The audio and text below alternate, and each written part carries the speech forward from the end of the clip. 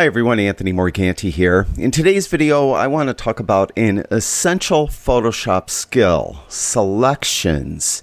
In this video, I'm going to show you how to make selections in Photoshop, and probably more importantly, I'm going to talk about why you would want to make a selection in Photoshop. For example, often you may want to do an adjustment just to a specific element in the image. And what you would do is you would make a selection of that object, and then you could apply an adjustment layer or a filter, and that adjustment layer or filter would then be applied only to what you have selected. For example, I have this photo of this model, and let's say I want to do an adjustment to her only. I don't want to affect the background at all. So what I would do is I would make a selection. Now there's several different ways of making selections in Photoshop. If we go over to the toolbar, you'll see at the top I have the Move tool, but directly below the Move tool are some selection tools. We have the Marquee tools. You can see there's a number of different Marquee tools. And there's the Lasso tools. There's a number of different Lasso tools. Now these tools are just manual tools, meaning wherever you draw, they'll be applied. So if I just draw on the image, I'll draw a marquee. In this case, it's a rectangular marquee. So it's not really smart in that it doesn't really have anything in it that will help you find something that you want to select. That's where the next group of tools come in. Now, if you do have something selected and you want to get rid of it, you can just click deselect right here or hit Command or Control D on your keyboard to deselect. Now, directly below the lasso tools are those tools that I'm talking about that are a little smarter. If I long press with the left mouse button, you can see that there are three different tools here: Quick Selection Tool, Object Selection Tool, and the Magic Wand tool. Often, what you would want to do, particularly when you have a subject that is isolated as the model is here, she just has seamless paper behind her, so it's a relatively easy selection. What you would do is you would select any of these tools. You could hit the keyboard shortcut W to jump to any of the three. Once you do that, at the top, you'll see there's a button, Select Subject. This is enormously useful because it just helps you easily select the subject, and it works great when the subject is isolated as it is in this photo. Now you'll notice to the right of that Select Subject button there's a little downward facing arrow. If I click on that, you'll notice that it has Device for quicker results or the Cloud for detailed results. By default, it's going to be on Device, so it's going to use your computer to make the selection. But if you use the Cloud, that is Adobe servers, you'll get better selections. It just takes a little longer though to get that selection. I have mine defaulted so that it's always on Cloud. The advantage of having the default to Cloud is that if I go to the contextual toolbar and click Select Subject, or if I go up to Select down to Subject, it will always use the Cloud. But again, by default, it's not going to be on Cloud. It's going to be on Device. If you'd like yours to default to Cloud, you need to go to Photoshop Settings or Preferences. To do that on a Mac, go to the Photoshop 2024 menu. On a PC, go to the Edit menu. When you do, go down to Settings. On some computers, systems, it might say Preferences. Then go over and go down to Image Processing. There at the top, towards the left a little bit, you'll see Select Subject and Remove Background. And you could choose Cloud. Then click OK. Now that will be the default whenever you use Select Subject. So let's use Select Subject finally. I'll click on it and you'll notice it will find the subject and it will put those marching ants around her. But we're not done yet because typically this is good, but it's not perfect. So what you're going to want to do at this point is go to Select and Mask. And again, if you're on any of the three tools here that have the keyboard shortcut W, you'll have that Select and Mask button there. If you're on a different tool, you could go up to Select and then down to Select and Mask. Either way, when you do that, you'll get this screen. This screen allows you to refine the mask. And with the view I currently have, you can see that her hair isn't masked that great. Also, there's some gaps around her arm and around her dress. So there's different tools here that allow us to deal with these issues. The first and probably most effective tool for the hair is the Refine Hair button up here. Just click on that and you'll see that the selection around her hair improves. On the left, we have a number of tools. We have a quick selection brush. We have a refine edge brush. We have a normal brush. Then we have an object selection brush, a lasso tool, a hand tool, and a zoom tool. What I like to do to fix these little areas where it didn't catch, like between the edges of her dress here and on her arm, is I use the refine edge brush. And I'll use it in plus mode. And I could go to this drop down and change some more brush settings here. Typically I'll keep hardness at 100, and then what I'll do is I'll use the bracket keys to resize the brush. The right bracket key makes it larger, left bracket key smaller, and then I'll come in and I'll just paint where these issues are. Between her knuckles is a problem here. You can see how it's fixing it. And then around like her belt loop right there, this belt loop over here, there's a little shoulder loop kind of thing here. And that looks pretty good. So wherever there's an issue, you could do it. If there was still an issue with her hair, I could paint on her hair as well. It looks pretty good though. Now, where you output it is, or how you output it, really depends on what you want to use it for. If you want to use, like apply an adjustment, use an adjustment layer to apply an adjustment just to the model. And by the way, I missed a spot right here. Get that while I'm thinking of it. Then you're just going to want to output it to a selection. You'll notice if I go to this drop down, you have other options: layer mask, new layer with layer mask, new document, and so on. For this specific operation, let's just say that I want to apply an adjustment to the model only, so I don't want it to affect the background. So I'm just going to use selection, and we'll click OK. And when we're back, we have our marching ants again. But what I could do is I could say, go to the black and white adjustment layer, and you'll notice when I applied it, it's only applied to the model. It didn't get applied anywhere else. The background still has color in it. So that is one of the reasons why you may want to make a selection. Let me undo that. Another reason why you might want to make a selection is that you want to apply a filter to something specific in the image. So with this selection active, we could go up to filter, down to noise, and add noise. And then you'll notice that the noise is only being added to where the selection is, which in this case is the model. So those are two reasons why you may want to make a selection. A third reason, and probably the most common reason why you want to make a selection, is because you're doing some type of compositing. In those instances, you're taking something from one photo and putting it in another photo. If you look at my thumbnails for my videos, often if I'm doing a video on a software package, say Lightroom, I'll have Lightroom as the background, and then I'll have a model, it's usually this model, in front of it. And if I'm questioning, like, how do I do this in Lightroom, I'll have her have kind of a questionable or a thinking face, something like this.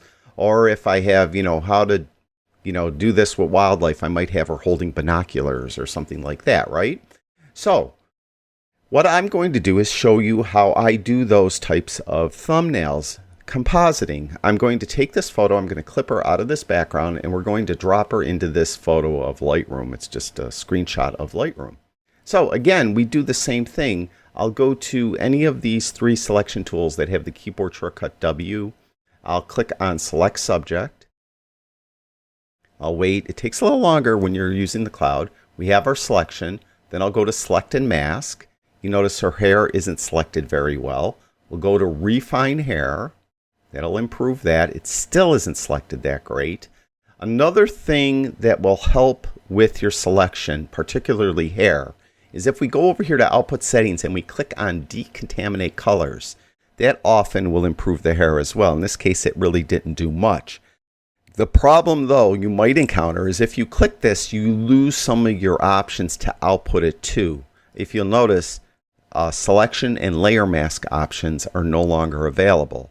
So I'd have to use one of the other options, but that's okay, because when I do this type of compositing, I don't mind checking this box. I'm going to be outputting it usually to a new layer. So I still need to fix these issues. I am going to use this Refine Edge brush, and I'll click and draw up there in that area there, over in here, right? Her her hair is kind of messed up over here, and what I really need, it's really okay to tell you the truth. If when you do the composite, it will probably look all right, but I'm going to get rid of it. So I'm just going to get a regular brush. This isn't a smart brush at all. It's just wherever I brush, it's either going to add to the selection or remove from the selection. I'm going to click the minus brush to remove from the selection. Again, the bracket keys will resize the brush. Right bracket key larger, left bracket key smaller. Then I'll come in and I'll add. I took a little bit of her kind of finger away, so I'll kind of add back a little bit of her finger I took. Now I kind of messed up the other way. It's kind of the problem you have. You can hold the shift key and it will like click once, then hold the shift key in and click again. It will draw a straight line. So that looks pretty good. I think we have a good selection here. I'll put it to a new layer. All right. And then we're going to click OK. And then when we do, you'll see it turns off the background layer. Background layer is turned off. But we have this new layer with a background that has been clipped away. Now what I could do is I could then get the Move tool. The keyboard shortcut for the Move tool is the V key. By the way, on my website, anthonymorganti.com, I'll have it linked in the description below this video.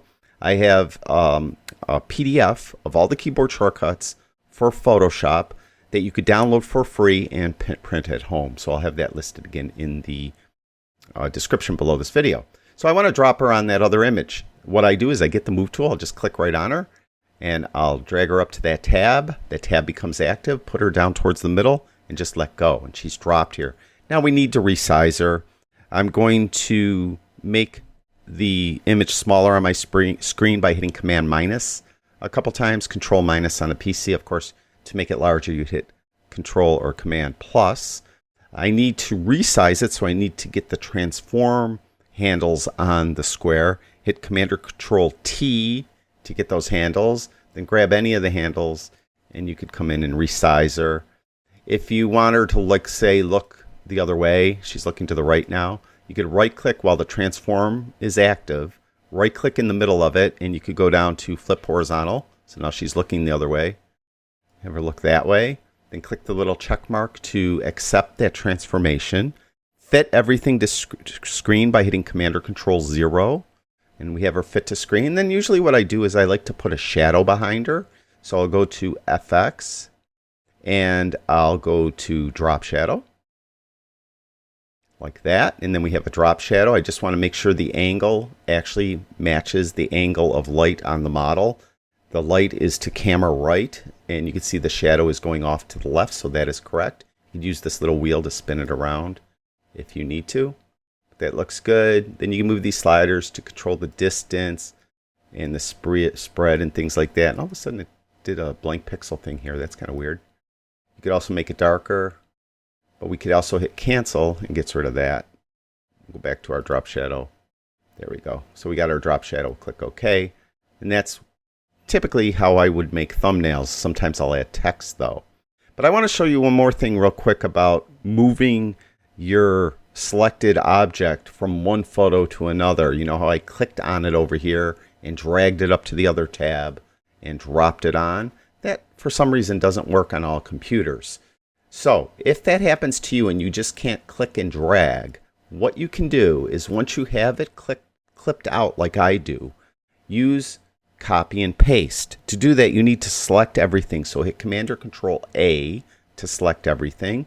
Hit Command or Control C to copy it to the clipboard. Go to the image you want it pasted to and hit Command or Control V, and you have it there. Now you follow the same thing I did last time. Is you fit this to screen or make it smaller by hitting Command or Control minus, then Command or Control T to get the transform tools, and then you could come in and resize it. Right click on it if you need to, flip it, move it around, put it where you want. You could then accept your transformation, click the little check mark, fit it to screen by hitting Command or Control 0, go to FX and put a drop shadow, and you're good to go. So that's how you really do an easy composite. And I call it an easy composite because the original image just had a seamless paper background. But there are times you might need to do something a little more complicated. For example, let's say I want to clip out the model and put her in this scene. Well, to do that, again, I will get any of the tools that have the keyboard shortcut W. So you can just hit W. It doesn't matter which tool is active because on any of them you'll have select subject. And again, because I have it defaulting to the cloud, I'll get a better selection. So I'll click select subject, and it takes a second. And once you see the marching ants, just look very carefully and see what exactly did it select. Well, it selected the model, but it didn't select the surfboard. And I want the surfboard to come with it. So we need to add to this selection. You could use any of these selection tools to do it.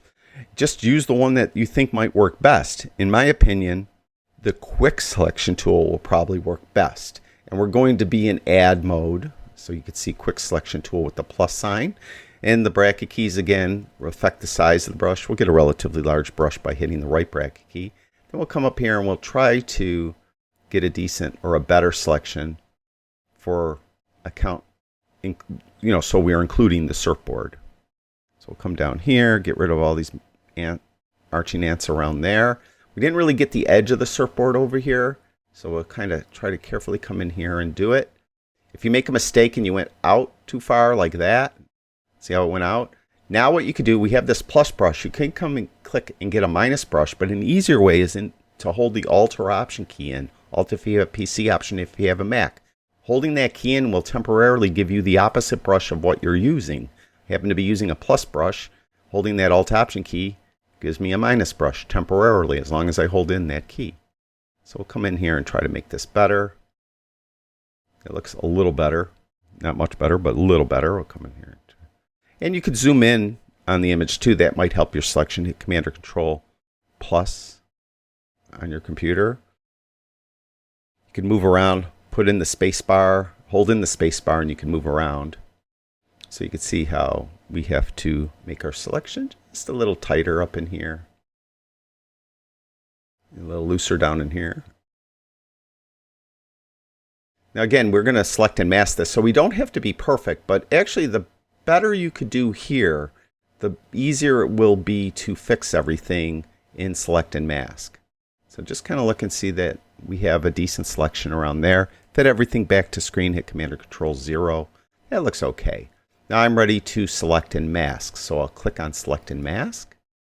And I should mention, typically I'll use this black view, they call it. That's the black background. If you go to view, you can see there's a number of different views.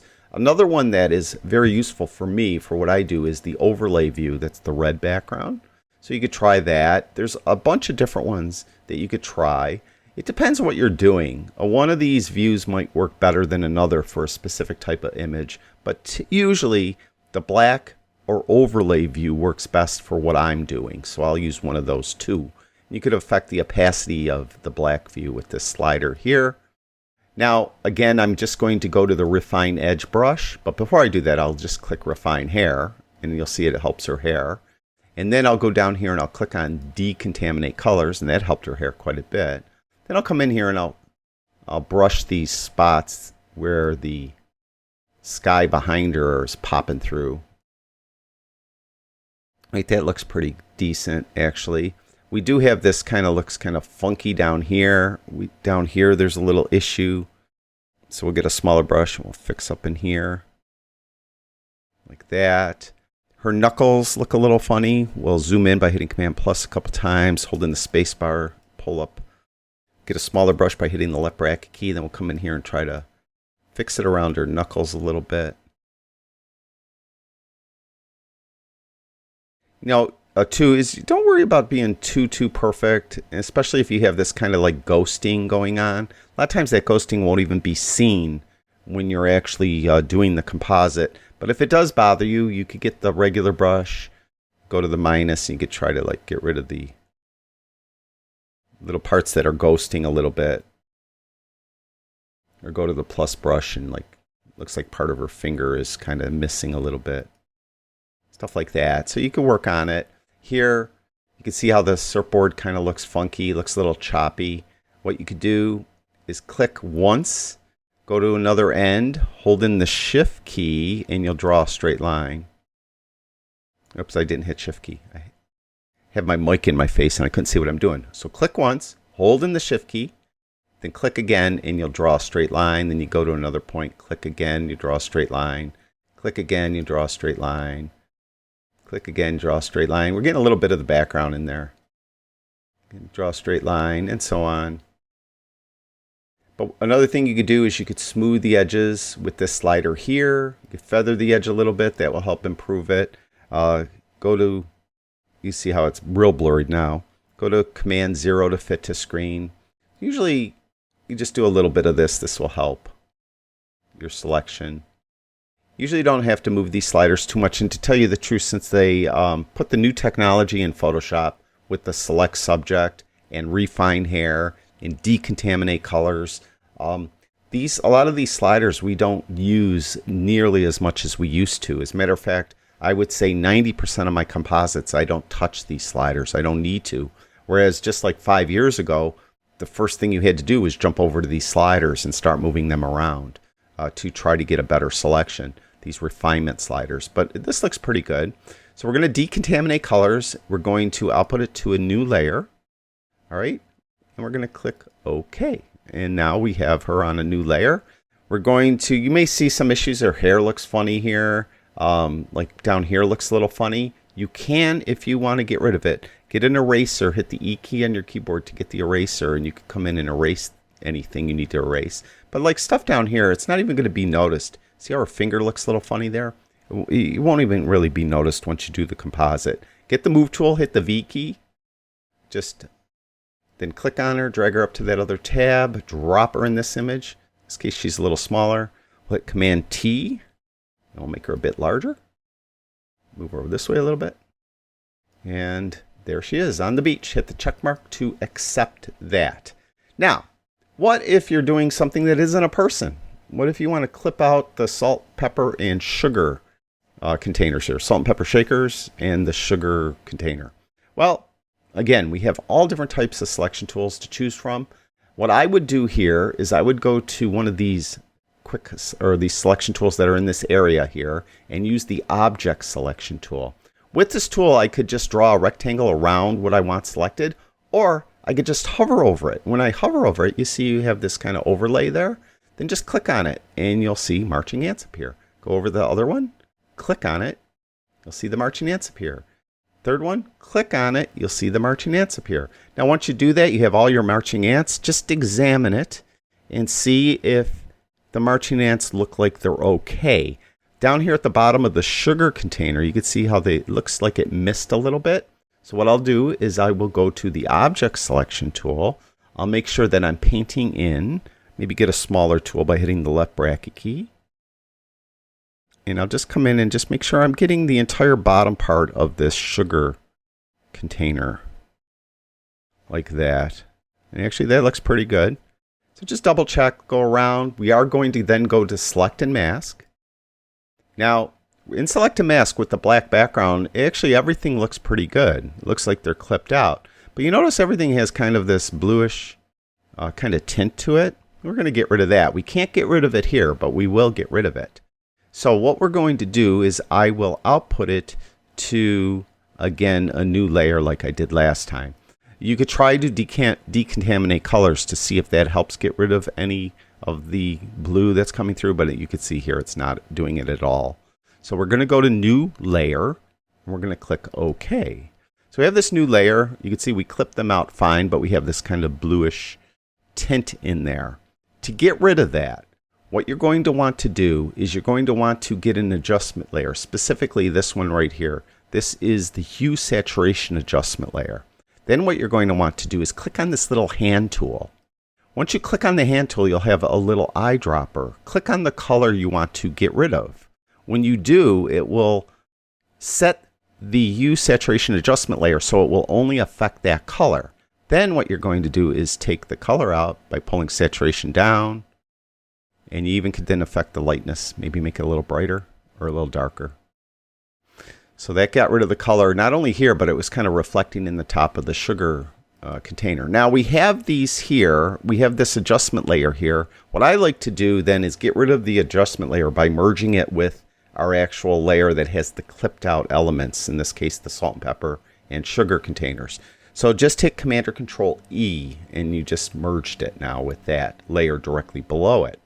Now, if I get the move tool, I can move all three of these wherever I want. Maybe you want to move them individually. If you do, what you can do is get the rectangular marquee tool and make a selection out of each one. First of all, let's make a selection around the salt shaker. So I'll go down, make sure that I'm getting it, just the salt shaker. Okay, like that. So we have the salt shaker selected. We want to put it on its own layer, hit Command or Control J. Now you'll notice the salt shaker is all by itself. Now go back down to our layer that has the 3 different elements in it. We want to get a selection of the sugar container. So again, we're going to make sure we get only the sugar container. I don't know if I could do this. All right, not get anything else. And that looks pretty good. Now we'll put that on its own layer, hit Command or Control J. So that's on its own layer. Now finally click on the layer again that has the 3 different shakers and containers on it. And we're going to get the pepper, and we'll do the same thing. We'll try to do this without getting it screwed up. All right, so we got the pepper. And then we're going to hit Command or Control J. So that's on its own layer. Now if I turn off the layer that has all 3, and I get the Move tool, the V key again is for the Move tool, I could come in, and if I have the Move tool and I have Auto Select checked, if I check on one, it will move it. If I check on the other one, I can move it. If I check on this one, I can move it. So you can move them individually of one another. I could even take the pepper off and put it in another image if I wanted to. I don't know why I'd want to do that, but you could. And just like that.